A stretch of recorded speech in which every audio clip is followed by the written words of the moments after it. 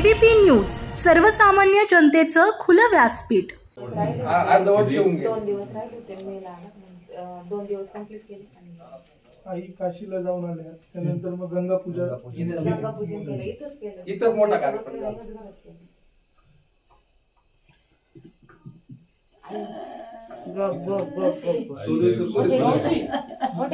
मला काही गावकरी सांगत होते, हेच अतुल शेठ जे बोलले,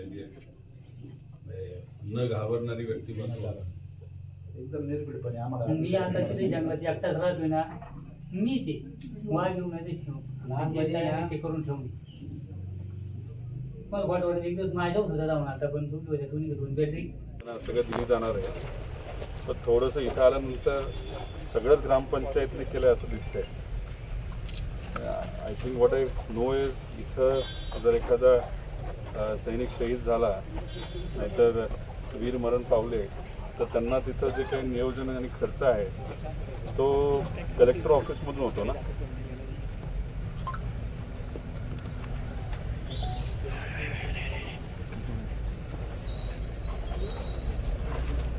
नाही, थोडं कसं झालं की सगळ्यांनी इथं एक छोटं गाव आहे आणि सगळ्यांनी मिळून ते केलं आहे.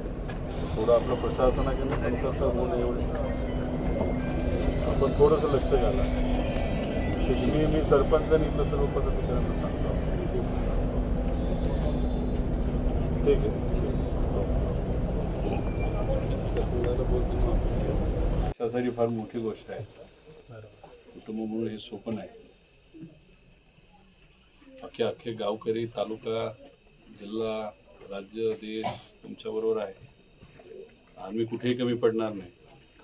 पण आम्हाला सुद्धा जर कधी काय कुठलीही सेवा करण्याची संधी तुम्ही दिली तर नक्की हक्काने सांगा. हो, शिक्षणाचा विषय असू शकतो, काही असू शकतो. काय वाटलं तर आम्ही आहोत. बाकी कलेक्टरांशी बोलणं झालंय, नियोजनामध्ये त्यांच्याकडनं थोडं सहकार्य व्हायला पाहिजे होतं का करतील ते. तहसीलदारशी पण बोलणं झालंय. अख्खं ग्रामपंचायत बरोबर आहे. नियोजन जे लागतं त्याच्यामध्ये सरकारी आणि तो जो मानवंदना असते त्याचं नियोजन तरी झालं. तुझं पुण्यावरून आणणार कोण? त्याची गाडी असेल मोठी, इथं येईल का ते?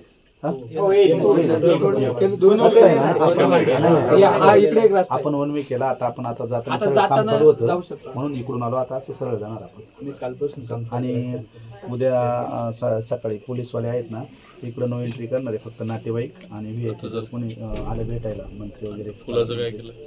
बाकीचं सगळी व्यवस्था, सगळी व्यवस्था केली. बाकी सगळी व्यवस्था चोख केलेली, बाकी काय अडचण नाही.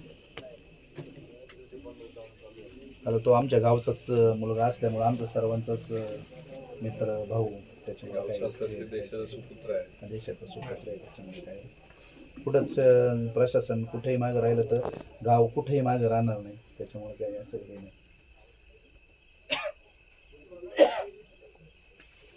पावसाचा विसावा करायला बोललेत, पण जर तुम्हाला वाटलं काही जरूरत नाही तर नको करायला. पण तुम्हाला असं वाटलं जर कोणी कोणाचा अंदाज असेल उद्या पाऊस असेल तर ते प्रॉपरली आपण ते करून घेऊ. तुमचं शिक्षण काय झालं? कशात? तुम्ही आर्मीचा विचार करणार?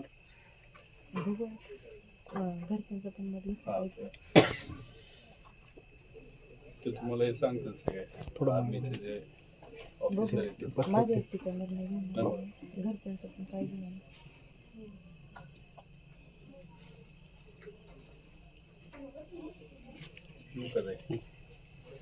आता येऊ का?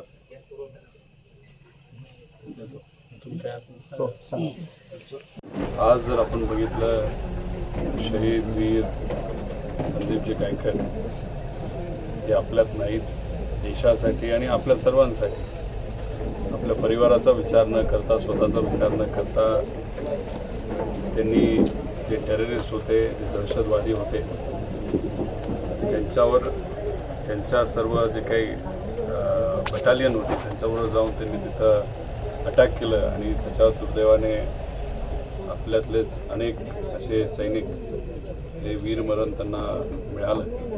आणि आज शहीद संदीपजी गायकर यांच्या घरी आल्यानंतर, गावात आल्यानंतर अतिशय दुःखद असं वातावरण आहे.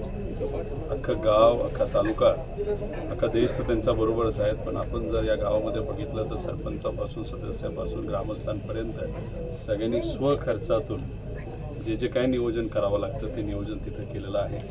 आणि उद्या शासकीय आणि आर्मीच्या मानवंदनेमध्ये तिथं अग्नी हा शहीद संदीपजींना तिथं दिला जाईल. जेव्हा मी घरी आलो, कुटुंबाला भेटलो, अतिशय धाडसी कुटुंबसुद्धा आहे.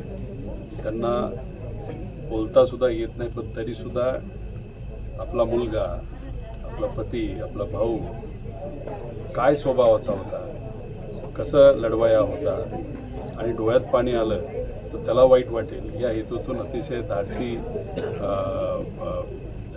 इथं त्यांचं वातावरण दाखवण्याचा प्रयत्न करत आहेत.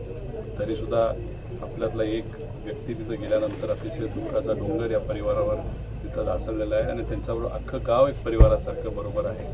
इथे येऊन त्यांना आम्ही भेटलो.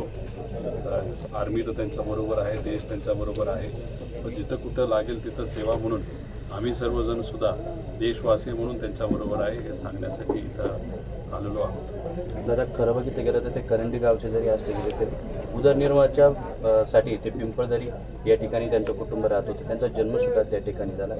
आज खरं तर देश सेवेसाठी गेलेत, परंतु कुटुंबाचा त्यांचा कुठेतरी उदरनिर्वाहाचा प्रकार होता किंवा त्यांची जी काही हानी झालेली, त्यांची पत्नी असेल, आई वडील असेल, एक काय आपण मदत म्हणून काय त्यांना नाही, आर्मी तर त्यांच्याबरोबरच आहेत.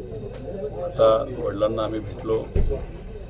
कुणी इथं येऊन सेवा देण्यासाठी तयार असेल, उद्या जाऊन त्यांना जर असं वाटलं की आमच्यासारख्या साध्या कार्यकर्त्याची सुद्धा सेवा त्यांना त्या ठिकाणी लागत असेल तर आम्ही कुठेही शिक्षणापासून इतरही गोष्टीसाठी तयार आहोत.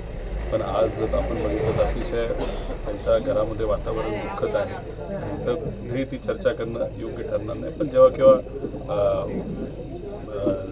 उद्याच्या काळामध्ये त्यांना जर कुठलीही काही सहकार्य लागलं, आर्मी तर आहेच बरोबर, पण आम्ही सुद्धा त्यांच्याबरोबर आहे असं त्यांना तिथं सांगितलेलं आहे. नक्कीच खरं खरं बघ. महाराष्ट्राचे सर्वमान्य दैनिक समर्थक गावकरी अहमदनगर, पुणे, नाशिक, जळगाव, धुळे, नंदुरबार, सोलापूर, कोल्हापूर, सांगली, सातारा, मुंबई, ठाणे, पालघर, रत्नागिरी, रायगड, सिंधुदुर्ग, नांदेड, उस्मानाबाद, बीड, औरंगाबाद, नागपूर, गडचिरोली, भंडारा, गोंदिया, अकोला, यवतमाळ, बुलढाणा येथून एकाच वेळी प्रसिद्ध होणारे एकमेव दैनिक सर्वसामान्य जनतेचे खुले व्यासपीठ. संपादक आहेत विश्वासराव आरोटे.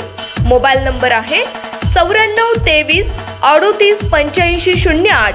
दुसरा मोबाईल नंबर 94 23 46 72 72. तिसरा मोबाईल नंबर 75 88 15 0001. वेबसाईट आहे sgavkari.com.